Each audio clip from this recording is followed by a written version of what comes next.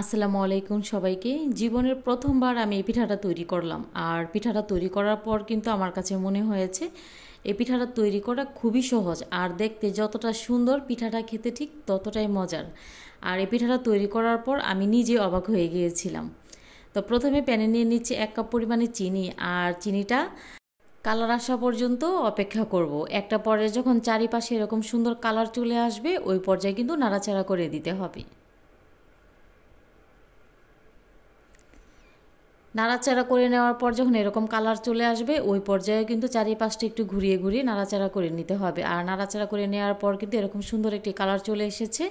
তো ওই পর্যায়ে আরেকটু কালারটা সুন্দর করার জন্য আরেকটু নাড়াচাড়া করে কালারটা করে নিচ্ছি। আর করে নেওয়ার পর এই পর্যায়ে আমি এখানে অ্যাড করব 1 কাপ পরিমাণে পানি। 1 কাপ চিনির জন্য এখানে 1 কাপ পরিমাণে পানিটা অ্যাড করতে হবে।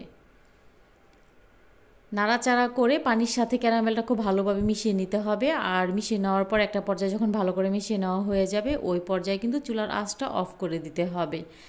আর চুলার আঁচটা অফ করে দিয়ে দেওয়ার পর নাড়াচাড়া করে একটু ঠান্ডা করে নেব। আর কালারটা দেখতেই পাচ্ছেন, মাশাআল্লাহ দেখতে ঠিক কতটা সুন্দর হয়েছে। আর নাড়াচাড়া করে একটু ঠান্ডা করে নিচ্ছি। তো অন্য একটি পাত্রে এখানে দিয়ে দিচ্ছি 3টা ডিম, দিয়ে দেবো স্বাদ মতো কনডেন্স মিল্ক। আর স্বাদ মতো বলতে এখানে আমি 2 টেবিল চামচ পরিমাণে দিয়েছি কনডেন্স মিল্ক। আপনারা কনডেন্স মিল্কের পরিবর্তে এখানে চিনিটাও অ্যাড করতে পারেন। তো নাড়াচাড়া করে খুব ভালো করে মিশিয়ে নিচ্ছি। একটা পর্যায়ে যখন ভালো করে মিশিয়ে নেওয়া হয়ে যাবে ওই পর্যায়ে এখানে অ্যাড করব আধা কাপ পরিমাণ কর্নফ্লাওয়ার। আর দিয়ে দেবো আধা কাপ পরিমাণে এখানে আটা বা ময়দা যে কোনো একটা ব্যবহার করলেই হবে। 1 চামচ এখানে ব্যবহার করছি বেকিং পাউডার, আর আধা চামচ ব্যবহার করেছি এখানে বেকিং সোডা। আর সবগুলো উপকরণ একটু চেলে নিতে হবে। এখানে হ্যান্ড উইক্সের সাহায্যে খুব ভালো করে মিশিয়ে নিতে হবে। একটা পর্যায়ে মেশানোর পর যখন এরকম হবে তো ওই পর্যায়ে এখানে আমি অ্যাড করব যে আগে থেকে ক্যারামেলের পানিটা রেডি করে রেখেছিলাম, ওই পানিটা এখানে অ্যাড করছি। সবগুলো পানি আমি একসাথে দিয়ে দেবো। আর দিয়ে দেওয়ার পর আবারও নাড়াচাড়া করে একটু মিশিয়ে নিতে হবে। নাড়াচাড়া করে একটু মিশিয়ে নেওয়ার পর এখানে অ্যাড করব রেগুলার রান্নার তেল।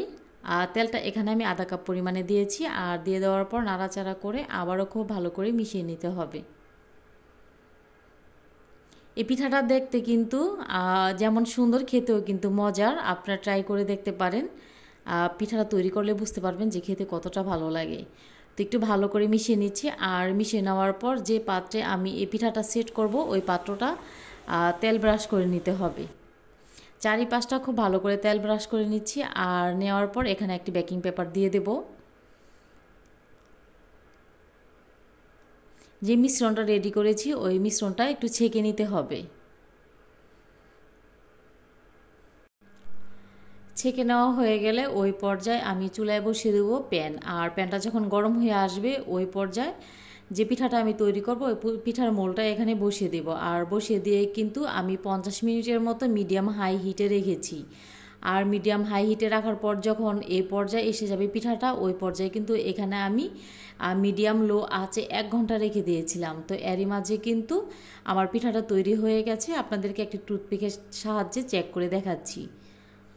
তো পিঠাটা ঠান্ডা হতে দিয়েছি। আর ঠান্ডা হয়ে যাওয়ার পর পিঠাটা পছন্দ মতো কিন্তু কেটে নিতে হবে।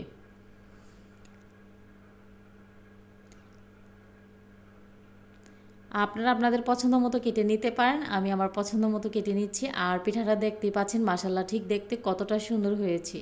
রেসিপি ভালো লাগলে শেয়ার করার অনুরোধ রইল। আর আপনাদের যদি এই পিঠাটা তৈরি করতে আমি বুঝাতে না পারি সেই ক্ষেত্রে আমি আন্তরিকভাবে দুঃখিত। তবে আমি চেষ্টা করেছি এই পিঠাটা কীভাবে তৈরি করেছি আপনাদেরকে বুঝিয়ে বলার জন্য। তো সবাই খুব ভালো থাকবেন, সুস্থ থাকবেন। আল্লাহ হাফিজ। আসসালামু আলাইকুম।